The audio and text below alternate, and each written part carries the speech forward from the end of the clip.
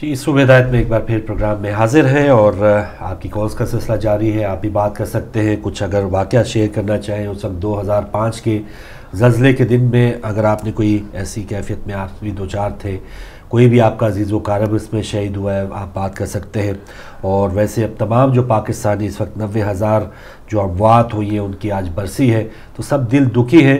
اور جو اس وقت لوگ حیات ہیں ان سب کا یہ فرض اس انداز سے یہ بھی ہونا چاہیے کہ آپ کو اگر ہمیں اللہ تعالیٰ نے یہ مہلت دی ہے تو ہم کس انداز سے اب اپنے آپ کو ٹھیک کریں. یہ تمام جو آفات ہیں اگر ہم ان سے بچے ہوئے ہیں تو پھر کس انداز سے اپنے آپ کو ٹھیک کرنے کی جو مہلت ملی ہے اس کو اویل کر رہے ہیں. تو یہ بات ہے. اور بہت سی کچھ سیاسی میدان میں گرما گرمیوں کی بات ہو رہی ہے, مفاہمت کی بات ہو رہی ہے, اس پر تو کوئی کالر ہی بتائیں گے, ورنہ ہم تو اس وقت 18 اکتوبر کا انتظار کریں گے مزید بلاول صاحب کیا کہتے ہیں. لیکن جو حقیقی جو ہمارے جو پاکستانی ہیں انہوں نے جو کام کیا زلزلے کے موقع کے اوپر, کراچی سے لے کے ہر جگہ سے جو لوگ ہیں امداد کے لیے وہاں پر پہنچے ہیں. اور بد نصیبی کے بہت سی ایسی تنظیمیں بھی, بہت سے ایسے لوگ ہوتے ہیں کہ اس امداد کی آڑ میں وہ اپنا کام بھی کر جاتے ہیں, اپنا ہاتھ بھی دکھا جاتے ہیں.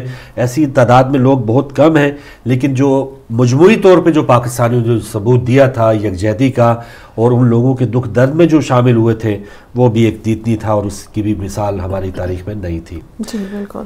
دیکھیں جیسے کہ اس وقت حقیقتاً جب یہ زلزلہ آیا تو ملک کے ہر شہر سے لوگوں نے بہت امداد بھیجی اور دی, اور لیکن بس اتنی زیادہ امداد دی گئی تھی کہ آخر میں یہ ہو گیا تھا کہ ہم ٹرکس میں جو تھی وہ ٹرک کے ٹرک, یہ حقیقتاً یہ اب ایک جو کہتے ہیں نا فطرت, اگر کہیں محبتیں بھی ہیں تو کہیں اپنی خود غرضی کے مارے, اپنے ایک لالچ اور حوث کے مارے وہ چیزوں کو انہوں نے کہیں اور سے کہیں اور مارکیٹ تک پہنچ گئی, مارکیٹ تک پہنچی پورے ٹرک کے ٹرک.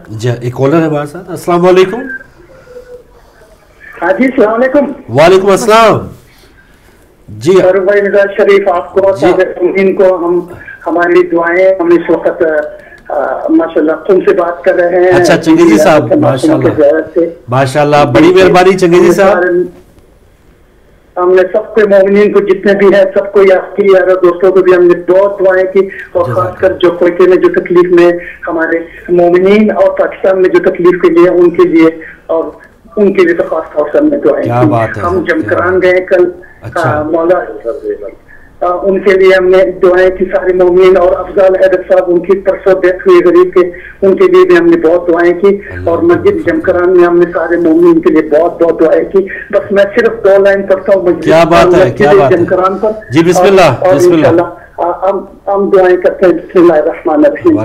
جی بسم اللہ. مولا مہدی آ جائیے, مولا مہدی آ جائیے, مولا مہدی آ جائیے, مولا مہدی آ جائیے.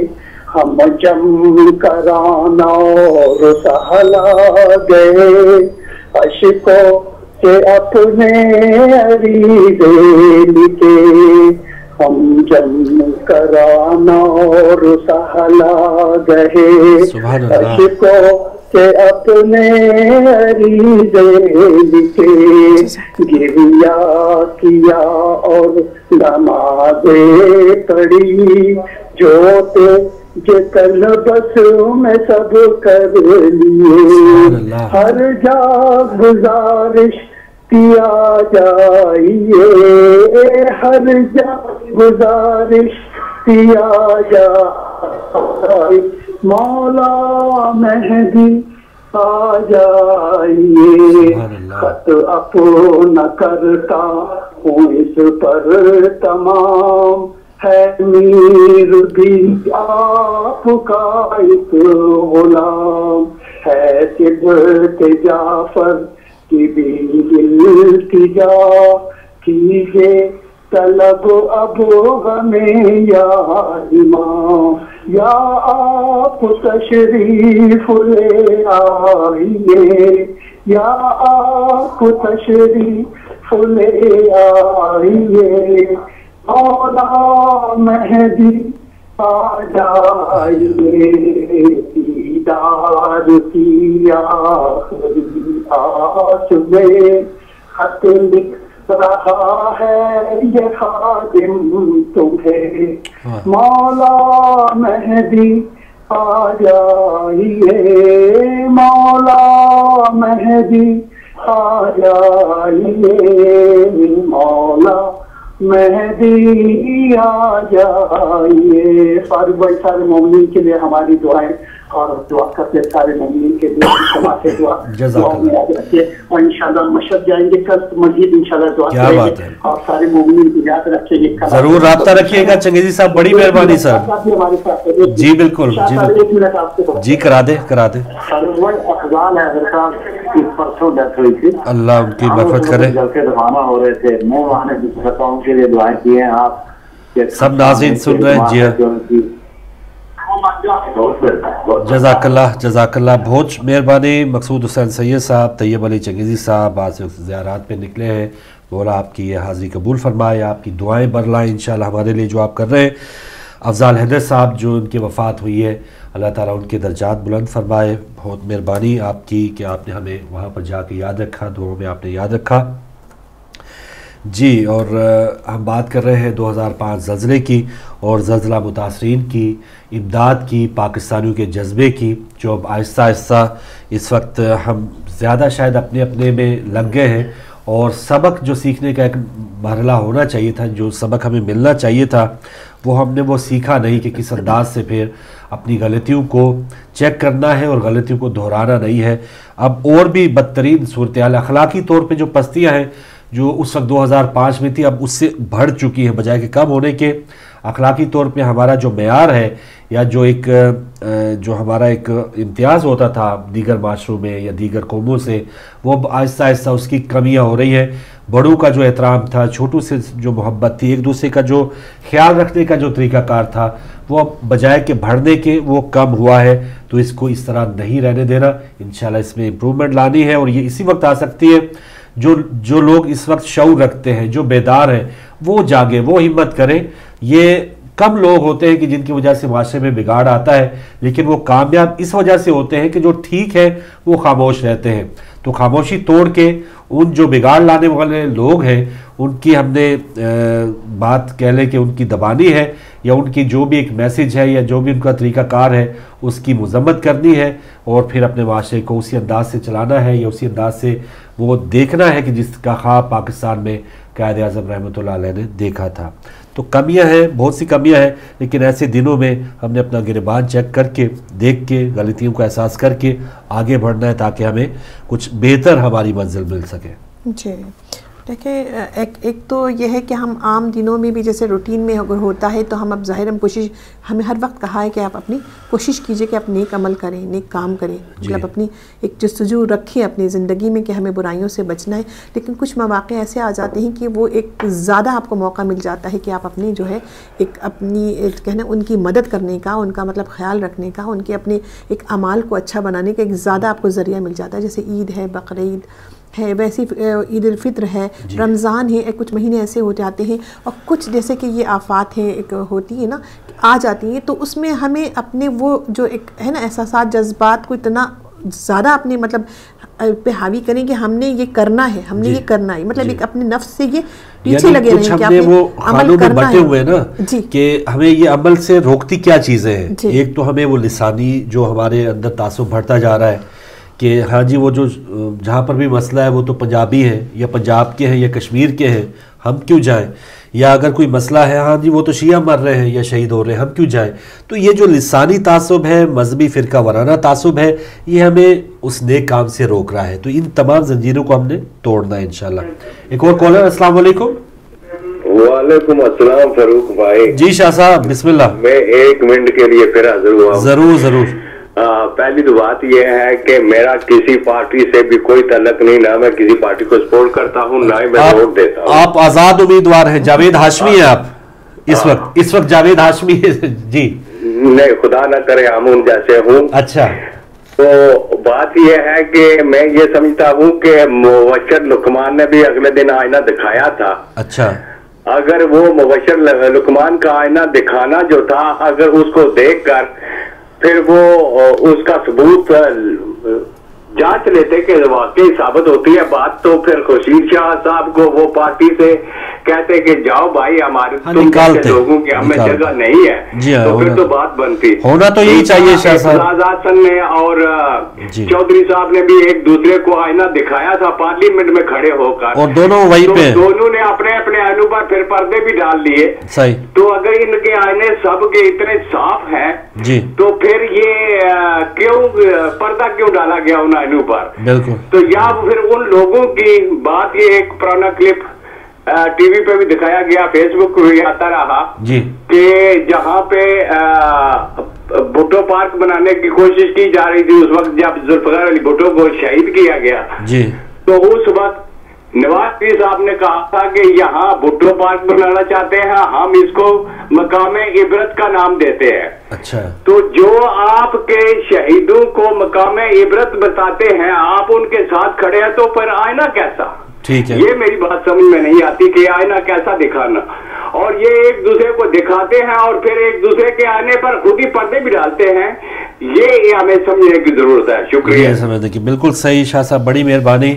बिल्कुल आपका ये कहना है कि ठीक है हमारा किसी जमात से कोई ताल्लुक फ़र्ज़ किया नहीं है, या जो भी उसमें से कम बुरी है अगर उसको हम वोट भी देते हैं तो इसमें जमहूरी अमल में हमें जाना ज़रूर चाहिए कि आपके नज़र में ठीक है सारे अच्छे नहीं हैं, लेकिन जो कम बुरा है उसको ज़रूर मुंतखब करें और इस प्रोसेस में आए। तो बहरहाल आपका कहना। इसके बाद अगले कॉलर। अस्सलाम वालेकुम। वालेकुम अस्सलाम वरहमतुल्लाहि वबरकातुहू। जी मेहरबानी। अपनी बहन को सलाम अर्ज़ करता हूँ। वालेकुम अस्सलाम। डॉक्टर इम्तियाज़ तुराबी साहब हमारे साथ हैं। नाज़रीन जी, ये अर्थक्वेक के रेफरेंस से आप प्रोग्राम कर रहे हैं, मैंने अभी टीवी देखा है जी। तो मैंने आपको ये 2005 के अर्थक्वेक से पहले के ज़लज़ला आया था। अच्छा। जबकि पीपल्स पार्टी की हुकूमती सवात में आया था। अच्छा। और उसमें बहुत ज्यादा जानी नुकसान हुआ था, माली नुकसान भी हुआ था। पूरी दुनिया ने उस अर्थक्वेक पे पाकिस्तान की इमदाद की थी। हम लोग इतनी कच्ची याददाश्त रखते हैं, हमारी मेमोरी इतनी कच्ची है कि वो जो इमदाद आई थी पाकिस्तान को, ये मैं मोहतरमा के जमाने से पहले की बात कर रहा हूँ, उनके बाप के जमाने 70s में। ठीक है जी। तो आज तक लोगों ने ये नहीं पूछा मोहतरमा से, इस जमहूरियत के चैंपियन जरदारी से, कि ये इस तरह से बादशाह घर बन के इस वक्त दंदना रहा है पाकिस्तान में, जैसे ये बादशाह घर है, ये बादशाह ये बनाएंगे। तो इनसे किसी ने नहीं आज तक पूछा कि वो जो पैसा स्विट्जरलैंड में पड़ा है, क्या वो जुल्फिकार अली भुट्टो साहब के खून पसीने की कमाई थी, या बेनजीर साहिबा लेक्चर्स देती रही दुनिया में, वहां से इतना पैसा उस मासूमा ने कमाया, या जरदारी साहब ने को बहुत मेहनत की, को सोना निकाला, उसकी रॉयल्टी ली, ये सारे का सारा पैसा उस अर्थक्वेक का था। आप तारीख उठा के देखें, ये पैसा वो था, और ये पैसे पे गासिब बन के बैठ गए, और इन्होंने बेहतरीन बदतयानती की ये भुट्टो खानदान ने, इंक्लूडिंग बेनजीर भुट्टो, कि यदि मेरे बड़े मोहब्बत करने वाले बेनजीर भुट्टो को, पीपल्स पार्टी को करने वाले इस बात को छुड़ा नहीं सकते। लेकिन ये कि जिस किस्म की आजकल बातें हो रही हैं, ये किसी अर्थक्वेक से कम नहीं है कि हम दोबारा बिलावल को बनाएंगे, ये करेंगे, वो करेंगे। यानी इनका तय हो चुका है कि इन्होंने मरूसी सियासत को पाकिस्तान में लाके रहना है। सही है। यानी एक अर्थक्वेक। अच्छा डॉक्टर साहब, एक सवाल है, ठीक है वो पार्टी अपनी पॉलिसी या वो लीडर अपना पैगाम देते हैं, ये तो अवाम के ऊपर है ना कि वो मरूसी सियासत को कबूल करते हैं नहीं करते। अगर अवाम ये कह रहे हैं कि हमें चाहिए, या जैसे हमारे बहुत से व्यूअर्स आते हैं कि ठीक है वो बहुत सी गलतियां हुई है लेकिन पीपल्स पार्टी बेहतरीन जमात है, तो हमें क्या एतराज हो सकता है। लेकिन अगर अवाम नहीं चाहती तो फिर भी हमें उसको वेलकम कहना चाहिए। आपके क्या ख्याल है सर? देखिए किबला, मैं सबसे पहले माफ कीजिएगा, आपको रेफर करूंगा जी। मैं और आप अवाम में नहीं आता, ठीक है, माफ कीजिएगा, मेरी बहन नहीं अवाम में आती। वो बंदा जो शऊर रखता है, जिसको इस चीज का इदराक है कि वोट क्या है, ووٹ کی عزت و توقیر کیا ہے. وہ تو ووٹ ڈالتا ہے تو ووٹ کسی کو جاتا ہے. اب اصل جو طاقت ہے وہ دیہاتیوں کے پاس ہے, چاہے وہ دیہاتی انٹیریئر سندھ میں رہنے والا ہے یا وہ نالائق ان پڑھ جاہل بلوچستان میں رہنے والا ہے. یہ حقیقت ہے, یہ وہ برا نہ منایا. نہیں, یہ ڈیسائیڈنگ ایک ہے جی, پورا ڈیسائیڈنگ جو ایک ہمارا فیکٹر ہے. ڈیسائیڈنگ فیکٹر آپ نہیں ہے, میری بہن نہیں ہے, میں نہیں ہوں. یہ حقیقت ہے جی, یہ صحیح ہے. تو یہ فیصلہ انہوں نے کرنا ہے. اور یہ آج بھی انٹیریئر سندھ کا کارڈ کھیلنے کی بات کر رہے ہیں, لیکن بدقسمتی یہ ہے کہ انٹیریئر سندھ بھی ابھی تک جاگا نہیں ہے. وہ خواب غفلت میں پیدا ہوئے اور اسی خواب غفلت میں دنیا سے چلے جائیں گے. غلام بن کے آیا, غلام بن کے چلے جائیں گے. آج بھی سندھ کی گلیاں مٹی سے اٹی ہوئی دکھائی دیتی ہیں. آج بھی گدھا گری انٹیریئر سندھ میں بہت زیادہ ہے, بے روزگاری بہت زیادہ ہے, بیماری, افلاس, غربت بہت زیادہ ہے. اور جہاں پہ یہ چیزیں ہوں گی وہاں پہ شعور کہاں سے آئے گا؟ تو جہاں پہ شعور کی کمی ہے وہاں پہ یہی نظام چلے گا. اور میں آپ سے یہ کہتا ہوں, یہ تھوڑا بہت جو شعور جاگا ہے یہ دھرنوں کی وجہ سے یہ بھی معدوم ہوتا ہوا دکھائی دے رہا آنے والے دنوں میں. کوئی اس میں کوئی بہتری کی طرف ہم بڑھتے ہوئے نہیں دیکھ رہے اور یہ دم توڑ رہا ہے. اور خدا نہ خواستہ اگر یہ ایسے ہی ہوا تو میرے خیال میں آپ اس میں بہتر روشنی ڈالیں گے کہ آنے والا وقت کیا ہوگا. اچھا, ایک ڈاکٹر صاحب ایک سوال آ رہا ہے کہ ایک تو وہ تو سندھ کے دیہاتی لوگ ہو گئے, ان پڑھ ہیں, سارا کچھ ہے, اٹے پٹے ہیں دھول غبار کے. آدھا سندھ جو ہے وہ شہری علاقوں پہ ہے, پینٹ جینز, وہ ماشاءاللہ پڑھے لکھے لوگ بھی ہیں, لیکن وہ بھی ایک پارٹی کے زیر سایہ ہیں, وہ بھی ذہنی طور پہ غلامی نظر آ رہے ہیں. تو یہ غلامی تو ہر جگہ بھی ہے. نون لیگ والے وہاں پہ غلام ہیں, ایم کے ایم وہاں غلام ہے, پیپلز پارٹی وہاں پہ غلام ہے. تو ہر جگہ کہیں نہ کہیں جکڑ بندی تو ضرور ہے. کیا کہیں گے سر؟ میں آپ سے بالکل ایگری کروں گا. اس کو کہتے ہیں محیب صورتحال. یہ اتنی محیب صورتحال ہے کہ کوئی کلیئر کٹ سامنے راستہ منزل دکھائی نہیں دیتی. جمہوریت ہی منزل ہے تو خدا کی قسم یہ جمہوریت نہ آپ کو راس آئی نہ مجھے آئی. 10 سال پاکستان میں جمہوریت رہی جب سے پاکستان بنا ہے. اس 10 سالوں میں جمہوریت نے پاکستان کو کیا دیا؟ یہ وہیں پہ کھڑا ہے پاکستان جہاں پہ 47 میں کھڑا تھا. غریب ہوتا چلا گیا, امیر سے امیر تر ہوتا چلا گیا. پہلے ایوب خان کے زمانے میں 22 خاندان تھے, آج 2200 خاندان ہے. بالکل صحیح جی, آج 2200 خاندان. چلے انشاءاللہ اس پر دوبارہ کبھی بات کریں گے. ڈاکٹر صاحب بہت شکریہ, آپ نے ٹائم دیا, مختلف پہلو پر آپ بات کرتے ہیں, کچھ نیا رخ ناظرین تک پہنچتا ہے.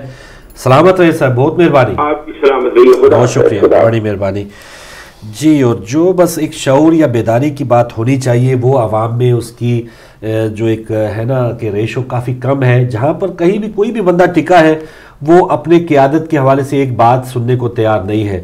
تو یہ جو ایک سٹانس ہے اس میں تھوڑا سا ہٹ کے اگر ہم اپنی اصلاح کرنا چاہتے تو اس سٹانس سے ہٹنا پڑے گا, تب کہیں جا کے ہمیں حقیقت نظر آئے گی. جی سر, السلام علیکم. وعلیکم السلام. جی نقوی صاحب شکوہ جواب شکوہ اور پھر شکوہ. جی زیادہ وقت نہیں لوں گا, میں نے اپنا وقت لے لیا جو لینا تھا. نہیں آئیے بھی. بہرحال میں صرف یہ گزارش کروں گا کہ ڈاکٹر ترابی صاحب جس چیز کا رونا رو رہا ہے سوئٹزرلینڈ کے بینک کا, 15 سال میں ان کے گھر میں اگر آج سے 15 سال پہلے بیٹا پیدا ہوتا تو آج وہ بھی جوان ہو گیا ہوتا. تو میں یہ کہوں گا کہ 15 سال میں تو یہ ثابت کر نہیں پائے, حتیٰ کہ افتخار چودھری دشمن پیپل پارٹی ثابت نہیں کر پائے تھے. اب کس چیز کا رونا روتے ہیں سوئٹزرلینڈ کے پیسوں کا؟ وہاں تو نکال ثابت تو یہ کر نہیں سکے 15 سال میں. تو یہ رونے شروع کر دو گے پچھلے, تو ہمارے پاس بھی بہت کچھ ہے, ہم رونا روتے ہیں. ہم کہتے ہیں کہ آؤ ملو, مفاہمت کرو اور مل کے ملک کو آگے چلاؤ کہ کھاؤ. کیا مفاہمت کس طرح کرو؟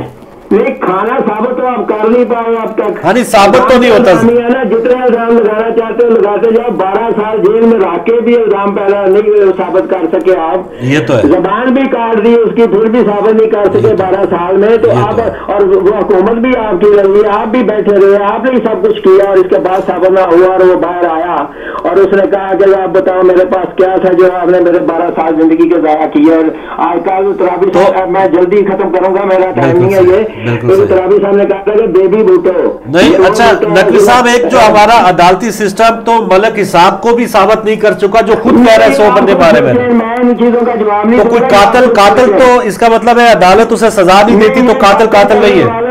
ये बातें करने वाले खुद सोचे, मैं जवाब इन चीजों का नहीं दूंगा। मैं सिर्फ ये कहूंगा कि कल तराबी साहब कहते थे बेबी बिलावल, तो वो बिलावल वो बाकी उन्होंने बात सही कि मैं उनकी तारीफ करता हूँ, वो बेबी था, अब जवान हो गया 4 साल का था, तो वो माँ के साथ जून जुलाई के महीने में जेलों में जाके बाप को बेकसूर देखता रहा। वो बेबी था, वो बेबी था जिसने माँ के साथ एक एक दिन में 3 कोर्टों में जाके हाजिरी दी। वो बेबी था, वो बेबी था जब उसने अपने नाना को फांसी पे लटकाते हुए सुना, और 10 साल के बाद उन्हीं जजों ने कहा कि हमने ये। अच्छा नकवी साहब, ये टाइम खत्म हो गया, एक खत्म कर लगा, 1 मिनट करने लगा।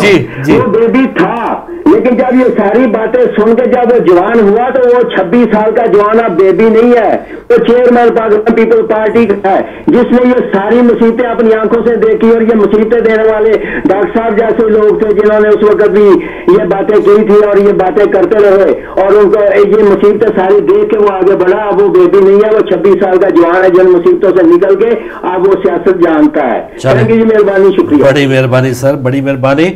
लेकिन वो 26 साल से वो तो नवासे हैं चलो भुट्टो साहब के, जो 40-45 साल का एक जवान था मुर्तजा भुट्टो, जिसके अंदर रगू में खून था डायरेक्ट जुल्फकार अली भुट्टो साहब का, तो उनकी तो मैंने फुटेज वो पीपल्स पार्टी की जब हमने टॉपिक रखा था वो सुनाई थी। मोहतरमा नुसरत भुट्टो साहबा के करीब जो है वो आपको सुनवाई थी कि असल पीपल्स पार्टी वो क्या चाहते थे, और आगे जो जरदारी साहब और उनका जो ग्रुप है वो उसने पीपल्स पार्टी को क्या शक्ल दी थी। तो चलें आगे चल के कभी बात करेंगे इस पर मज़ीद। अगर आपकी ये एक डिमांड हुई या 18 अक्टूबर के बाद ज़रूर ये टॉपिक रख लेंगे अगर हमारे नाज़रीन ने चाहा। अस्सलाम वालेकुम। वालेकुम अस्सलाम व रहमतुल्लाहि व बरकातहू। जी बिस्मिल्लाह अलामा साहब, बहुत शुक्रिया। मलिक याकूब साहब हमारे साथ। आपका मौजू है अर्थ। जी जी। असल में बात भाई अजीजम ये है कि मुसलमानों ने अल्लाह के फरमान को और मोहम्मद मुस्तफ़ा के फरमान को भुला दिया। बिल्कुल सही। और ये अर्थ अब तक उन लोगों की बहाली नहीं हो सकी, और डॉलरों का सिलसिला आमद का अब भी जारी है।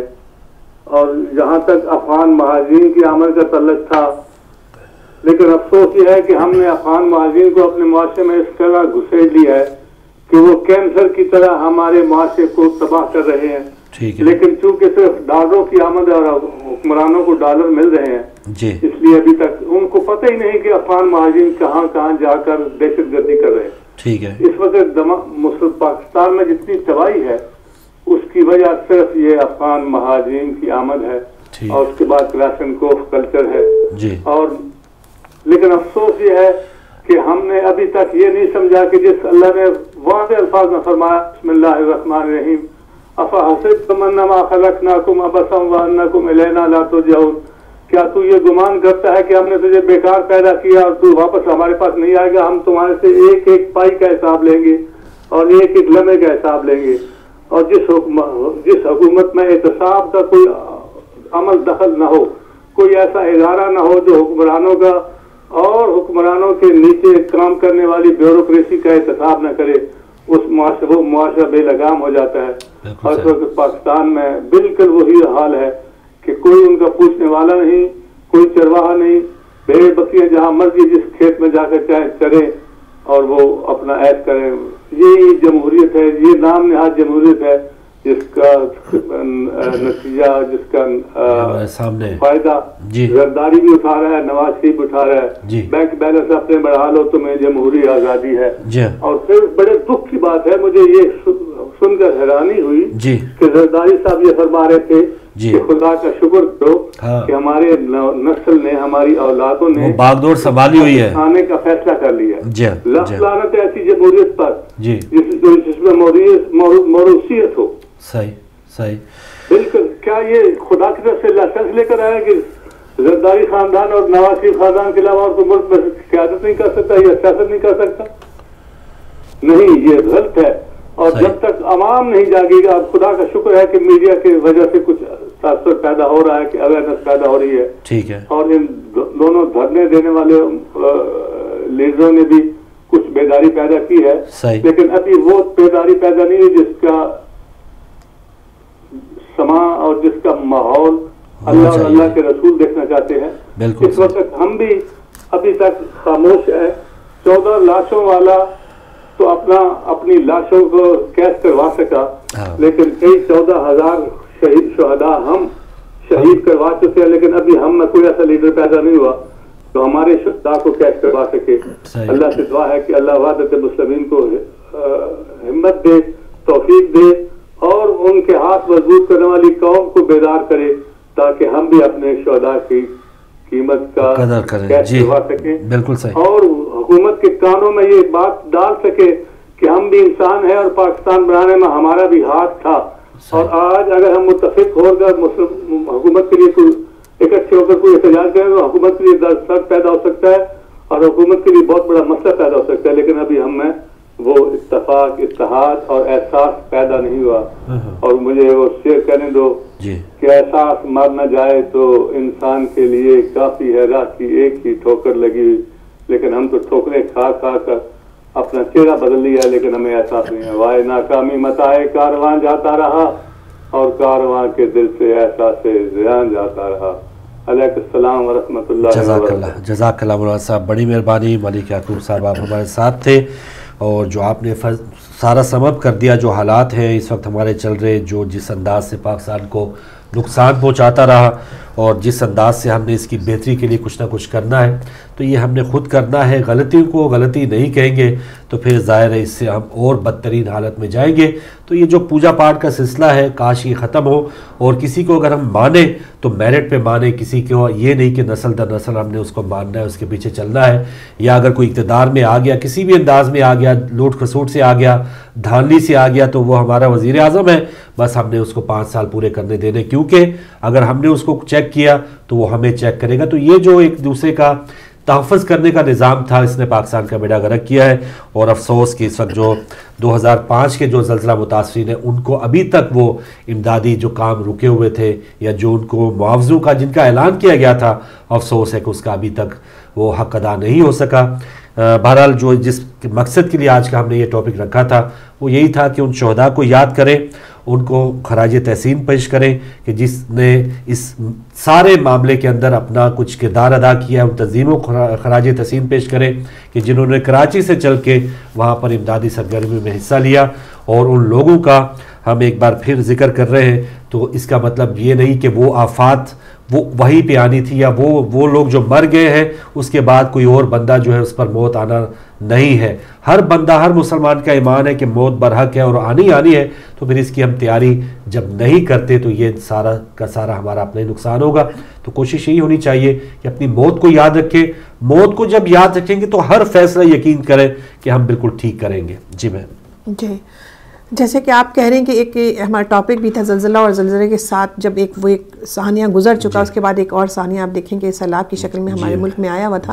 تو میں یہ کہنا چاہوں گی کہ دیکھیں اچھا اور برا وقت دونوں جو ہے وہ بدلتے رہتے ہیں. اچھا وقت بھی گزر جاتا ہے, برا وقت بھی گزر جاتا ہے, لیکن اچھے وقت میں ہمیں برا نہیں کرنا چاہیے. اچھے وقت میں ہم برا نہ کریں, اس لیے کہ جب ہمارے بھی کوئی برا وقت آئے تو اچھے لوگ ہم سے دور ہو جائیں. تو لہٰذا ایسا ہمیں کام کرنا ہے کہ جو بھی مواقع ہمیں مل رہے ہیں مدد کے, اور جو ان کے احساس کی, جیسے کہ مولانا صاحب نے کہا اپنے احساس کو جو ہے زندہ رکھنا ہے, اپنی احساسات اور جذبات کو, کہ ہم پہ بھی کبھی ایسا برا وقت آ سکتا ہے. تو ہمیں اچھے دنوں میں ہم جو نہیں ہیں اس مشکل میں جو ہے نہیں, تو وہ یہ سوچیں کہ جب ہم پہ برا وقت آئے گا تو شاید لوگ اسی طرح ہمارے بھی ساتھ نہ دیں.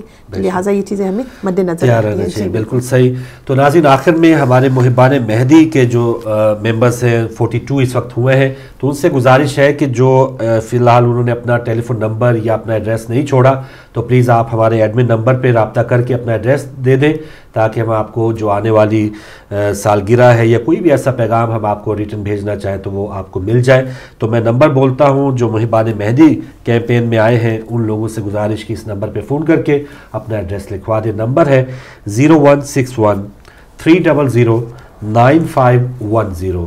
پھر دوہراؤں گا 0161 300 9510 پر محبان مہدی کے تمام جو ممبرز ہیں ان سے گزارش کہ آپ اپنا نمبر لکھوا دیں.